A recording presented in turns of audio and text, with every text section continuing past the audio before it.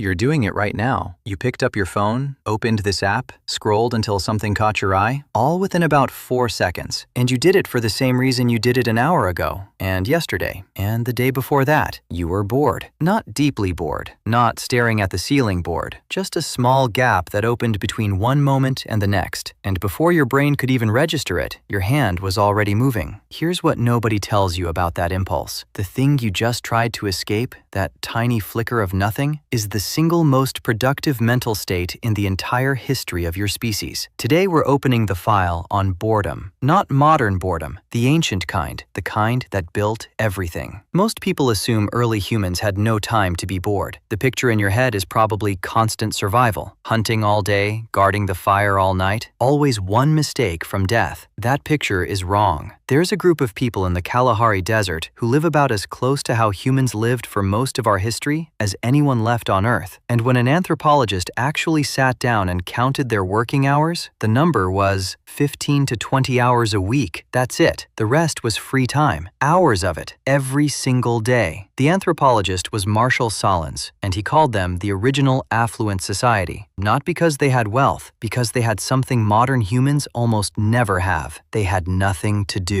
And that nothing did something. When your brain has no external input to process, no task, no threat, no notification, it doesn't shut down. It does the opposite. It starts generating. Neuroscientists call this the default mode network, a system of brain regions that switches on specifically when you're not focused on anything outside yourself. And what it does is strange. It runs simulations. It connects old memories to futures that haven't happened. It replays conversations and quietly rewrites them. It asks questions with no survival value at all. What happens after we die? Why the sky changes color? What would happen if I shaped this rock a little differently? This is the state your brain enters when you're bored. Not emptiness, generation. And ancient humans lived in it for hours a day. The evidence is in the ground. In Blombos Cave, South Africa, archaeologists found shell beads 75,000 years old, tiny shells drilled through, strung together as decoration, among the oldest art objects on Earth. And here's the detail that matters. Making them was hard. Each one had to be chosen, drilled with a stone point, and threaded. It took time, it took patience, and it served no survival function at all. Nobody made these because they needed to. They made them because they had nothing else to do, and their brain started generating. 40,000 years ago, someone in what is now southern Germany carved a flute from the bone of a vulture, the oldest known musical instrument. Music, a thing with no calories, no defense, no advantage anyone can clearly name, existed before agriculture, before pottery, before writing. Boredom made it. And it didn't stop at art. The same system that pushed a bored brain to drill holes in shells is responsible for the one cognitive leap that separates us from every other animal: imagination. Not fantasy, the ability to picture something that doesn't exist yet, to grasp that this moment is not the only possible moment, that tomorrow could be different from today. That is the foundation of everything that came after. Because once you can imagine a future, you can ask about it. Why are we here? What made the world? What happens when we stop breathing? Philosophy, science, the deepest questions humans have ever asked began in a brain with nothing to do, generating questions nobody asked it to generate. But boredom didn't only make art and ideas, it made us social. Before language, primates bonded by grooming, sitting together, picking through fur, one individual at a time. It works, but it doesn't scale. You can groom one ally, maybe two.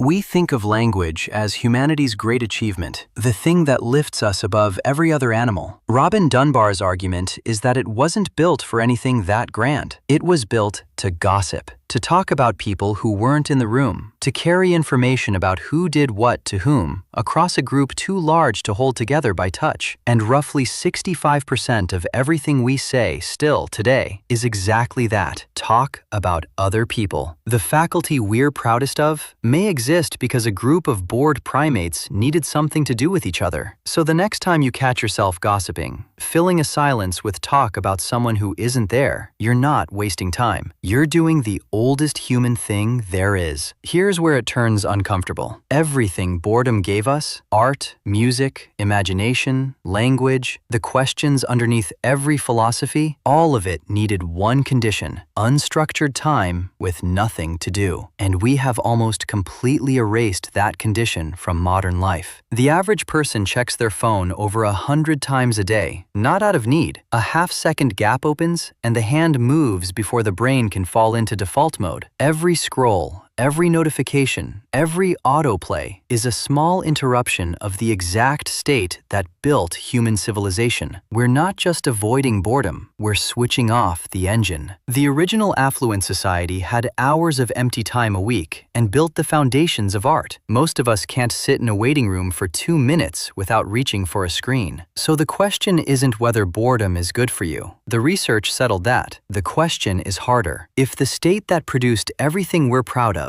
every painting, every symphony, every question about the stars, is the same state you spend all day escaping, what are you not building? The full dossier on boredom, the default mode network, and 6 other files on the hidden forces behind human behavior is linked below. It's free. Next week, we open the file on the thing you rely on to get through the day, the one you've quietly wondered if you'd be better without, and why your own brain makes that question almost impossible to answer honestly.